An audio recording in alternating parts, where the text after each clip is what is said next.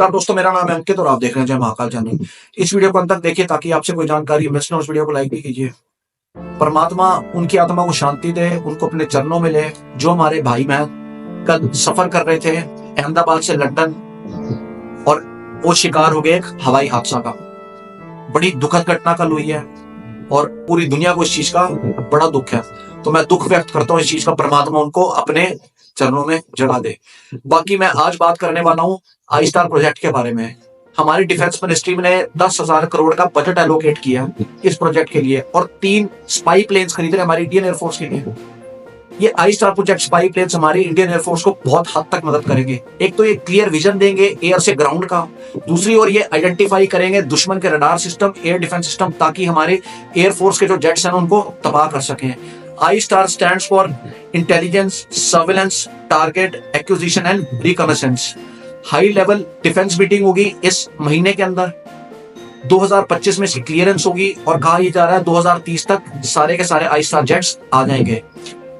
DRDO इस project को पूरा कर रही है और वो मंगवाए जा रहे हैं फॉरेन मैन्युफैक्चरर्स द्वारा।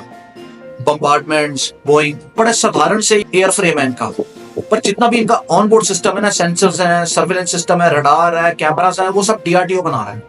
डीआरडीओ की एयरबोर्न लेबोरेटरी ने इसको बना के रखा हुआ और उसको यूज भी किया है ऑपरेशन सिंदूर के दौरान और बड़ी सक्सेसफुली यूज किया गया। हमने उनके एयर बेसिस को तबाह किया है, टेस्ट सेंटर को तबाह किया है, न्यूक्लियर स्टेशन को तबाह किया है। तो पूरी दुनिया ने देखा है क्योंकि टफ वॉर चल रही थी और जो आईएस कंपनी है ना, इसको कहीं डाउट हो रहा था कि मैं ये प्रोजेक्ट डीआरडीओ को दूं कि ना दूं। जो डीआरडीओ के सेंसर्स हैं या फिर रडार्स हैं, क्या वो वेस्टर्न कैपेबिलिटीज के हैं? लेकिन डीआरडीओ ने प्रूफ करके दिखाया। अब जब ये 3 स्पाई प्लेन्स आ जाएंगे तो सारा जो सिस्टम उसको इंटीग्रेट किया जाएगा और आई स्टार प्रोजेक्ट को मॉडिफाई किया जाएगा। अब यूके यूएस के साथ साथ भारत भी लीग में शामिल हो चुका है। इसका जो एयर फ्रेम है बहुत साधारण है, नॉर्मल जेट्स की तरह। इसके अंदर सुपर सेंसर्स लगे हुए हैं, सिंथेटिक अपर्चर रडार लगा हुआ है जो कि क्लाउड्स के थ्रू और रात के टाइम में दुश्मनों के टैंक्स और मिसाइल्स को इजीली आइडेंटिफाई कर देता है।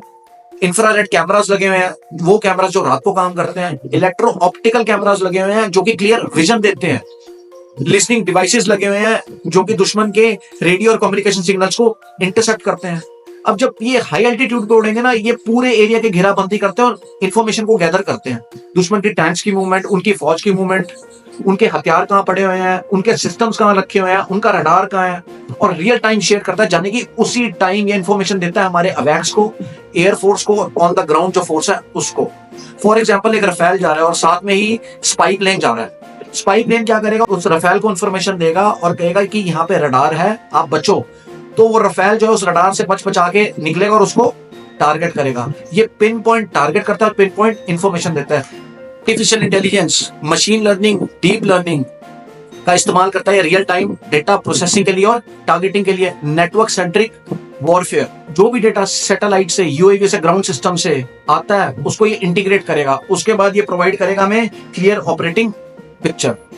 अब बहुत लोग ये समझ रहे हैं कि ये अवैक्स है। अवैक्स होता है airborne warning and control system, जो कि एयर टू एयर काम करता है। लेकिन आई स्टार प्रोजेक्ट जो है ये एयर टू ग्राउंड काम करता है। तो बहुत फर्क है अवैक्स और इस आई स्टार स्पाई प्लेन्स में। तो बाकी दोस्तों आपका क्या है इस वीडियो के बारे में मुझे कमेंट सेक्शन में लिख के बताइए और यदि आपको भारतीयों ने गर्व तो कमेंट सेक्शन में जय हिंद भी लिखे। जय हिंद, वंदे मातरम, भारत माता की जय।